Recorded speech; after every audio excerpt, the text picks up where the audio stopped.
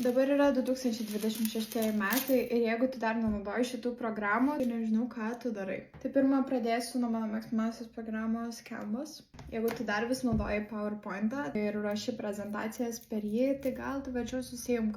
Įsijungus Canva gali pamatyti, kiek ten yra daug visokiausių template'ų, kaip įvairių nuotraukų, kurias gali tą naudoti. Kaip įdomiai tu gali susimaketuoti, kad ir savo Instagramo postus, ar net susiredaguoti video, žodžiu, labai daug pliusų.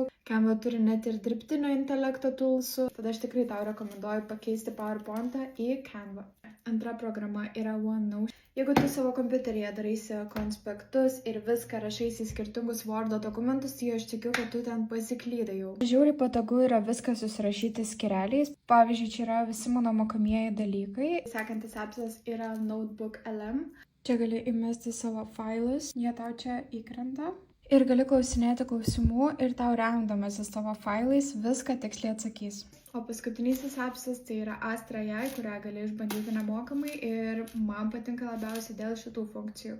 Pavyzdžiui, sugeneruos podcastą, galėsi klausytis. Yeah, or like taking a drone and Ir galėsi mokintis, pavyzdžiui, nesportuojant. Tuomet gali susikurti bendrą klasės chatą ir kartu mokytis, klausiant klausimų Astra AI. Ir mano mėgstamiausia funkcija tai yra flashcardai, kad tau labai greitai ir efektyviai jie sukuria ir gali išmokti pagrindinės sąvokas. O čia yra karoliukai, kuriuos aš padariau pati ir galvoju gal pradėti vėl iš naujo pardavinėti.